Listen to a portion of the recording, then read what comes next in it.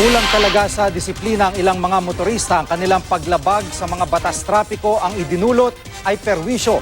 Nakatutok si Mark Zambrano.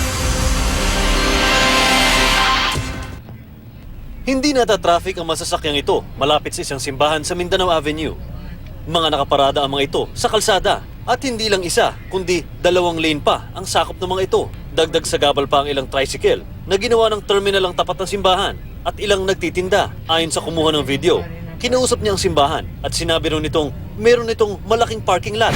Hindi yata alam ng driver ng SUV na ito na ang bangketa ay para sa tao. Mukhang ayaw rin ng driver na mabilid sa araw ang sasakyan niya dahil sa may bubungan pa siya pumarada. Sa laki naman ng babala sa pader, posible kayang di nakita yon ng driver ng kotse. Napansin naman ng isang netizen ang school bus na ito na sa mismong pedestrian lane nakahinto. Hindi naman makaandar ng dire-diretso ang uploader ng video ito dahil sa dami ng mga nag-counterflow. Sabi naman ng ilang nagkomento sa post, pinapayagan daw ng mga traffic enforcer ang mga sasakyang palabas ng EDSA na mag-counterflow para mabawasan ang traffic sa lugar. Ang 2 bus na mga ito, pinilit tumawid kahit naka-red light. Nagkat ang 2 sa mga padiretsong sasakyan.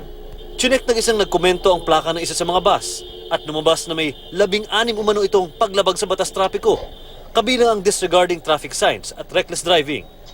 Ang kumuha ng video, inabutan tuloy ng red light pero tinuloy pa rin ang pagtawid sa intersection. Wala namang pahayag ang mga kumpanya ng bus. Mark Zambrano, nakatutok, 24 oras.